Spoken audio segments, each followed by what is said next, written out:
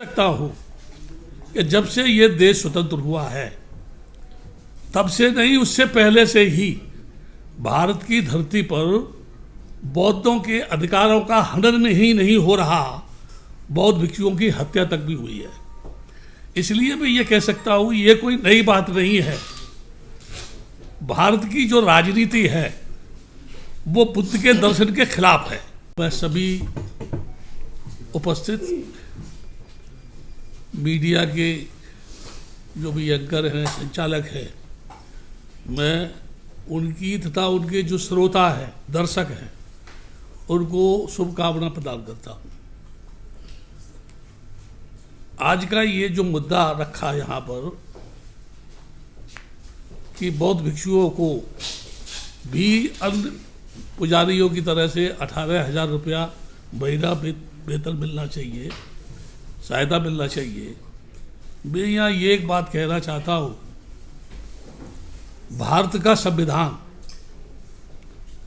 Fundamental right के अंतर्गत सभी धर्म, सभी मजहब, सभी संप्रदाय के लोगों को स्वतंत्र रूप से उनके क्रियाकलाप करने का यानी अधिकार देता है। मैं ये कह सकता हूँ कि जब से ये देश स्वतंत्र हुआ है तब से नहीं, उससे पहले से ही भारत की धरती पर बौद्धों के अधिकारों का हनन ही नहीं हो रहा, बौद्ध भिक्षुओं की हत्या तक भी हुई है। इसलिए मैं ये कह सकता हूँ ये कोई नई बात नहीं है। भारत की जो राजनीति है वो बुद्ध के दर्शन के खिलाफ है और राजनीतिक हमारे देश के बेनकाब वो लोग हैं, नकाब पहने हुए हैं, जो बाहर जाके कहते हैं कि मैं बुद्ध की धरती से आया हूँ और वहाँ से पैसा लेकर के भारत की धरती पर सनातनी संस्कृति का स्थापना करने का ढोंग करते हैं। मैं ये कहूँगा कि जब उन्होंने ये घोषणा की कि 18,000 रुपया हम मंदिर के या उनको गुरुद्वारे के लोगों को देंगे और बौद्ध भिक्षुओं ने इस पर मांग की, तो ये समझने की चीज़ है मीडिया के लोगों को, पुलिस किसकी है, होम मिनिस्टर कौन है। एक तरफ आप पार्टी द्वारा घोषणा करना, फिर मुख्यमंत्री का नहीं मिलना, ये दर्शाता है कि उन्हें बौद्धों से कितनी हमदर्दी है। दूसरी तरफ जो धर्मनिरपेक्षता की बात करते हैं, 50 और 1,000 करोड़ मजहब धर्म के नाम पर भारत की धरती पर खर्च किया जाता है, वो उनके बाप का पैसा नहीं है, वो उनकी संपत्ति नहीं है, वो उनकी जमींदारी नहीं है। लेकिन वही भारत के बौद्ध भिक्षुओं के साथ इस तरह का व्यवहार होता है।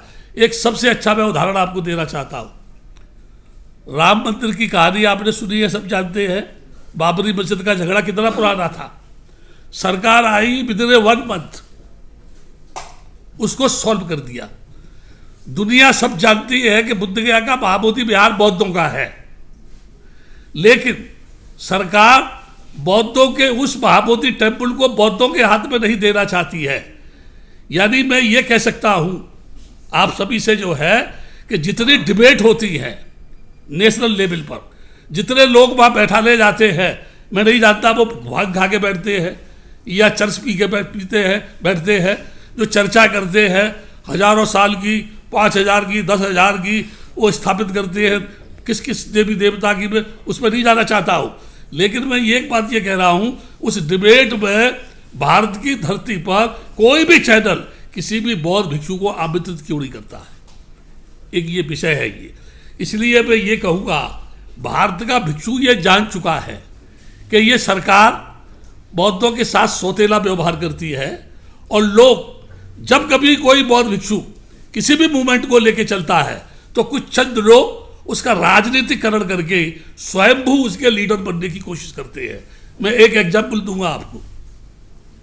कुछ समय पहले, नाम नहीं लूंगा किसी का, जानने वाले जानते होंगे, मुझसे ये कहा गया, भद्दे जी आप अपने समस्त भिक्षुओं को बुलाए यहाँ पर, हम उनसे कुछ बात करना चाहते हैं। मैंने भिक्षुओं को बुलाया, बातचीत हुई। वो कहने लगे हम 10,000 करोड़ लोगों को 10 करोड़ लोगों को बौद्ध बनाएंगे। मैंने बोला उनसे तो बहुत अच्छी बात है, लेकिन मैं आपको एक बात बता दूं, भारत की धरती पर डॉक्टर अंबेडकर के बौद्ध धर्म स्वीकार करने के बाद जितनी भी दीक्षाएं हुई हैं सब इल्लीगल है। ये मैं आरोप लगा रहा हूं। मैं इल्लीगल क्यों है? लीगली नहीं है। लीगली वो होती है जो एफिडेविट दे के कहता है कि इसे छोड़ के मैं इसे अपना रहा हूं, तब वो लीगली मानी जाती है। केवल कहते हैं बाबा साहब बनने की कोशिश तो लोगों ने की, लेकिन बन नहीं पाए क्योंकि बाबा साहब की तरह से वो समाज के लिए समर्पित रही है।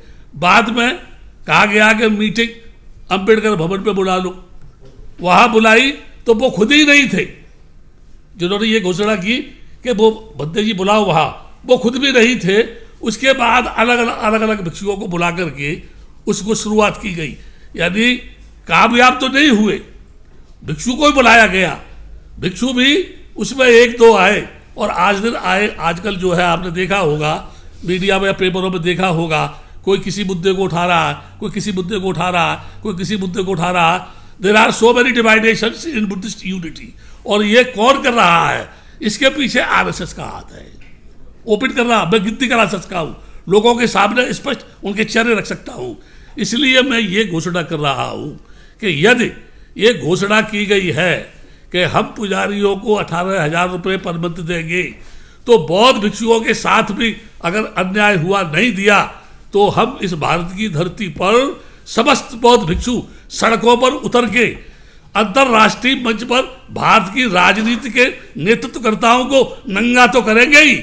जो भी लोग बौद्धों के साथ खिलवाड़ करेंगे उन्हें चैन की नींद नहीं सोने देंगे। हम शांतिवादी है, शांति के पथ पर चलकर अपनी समस्या का निराकरण कराने का प्रयास करेंगे। साथियों, जैसा कि आपको पता है, बी मिशन टीवी हमेशा ग्राउंड जीरो की रिपोर्ट आपके बीच रखता है। अगर आपको हमारा काम पसंद आता है तो बी मिशन टीवी को आर्थिक मदद करें, जिससे कि हम यूं ही निरंतर ग्राउंड लेवल पर काम करते रहें। स्क्रीन पर दिख रहे QR कोड को स्कैन करें और अपने दान की राशि बी मिशन टीवी के खाते में भेजें। QR कोड के अलावा आप हमारी UPI ID BMissionTV@YBL पर भी मदद भेज सकते हैं।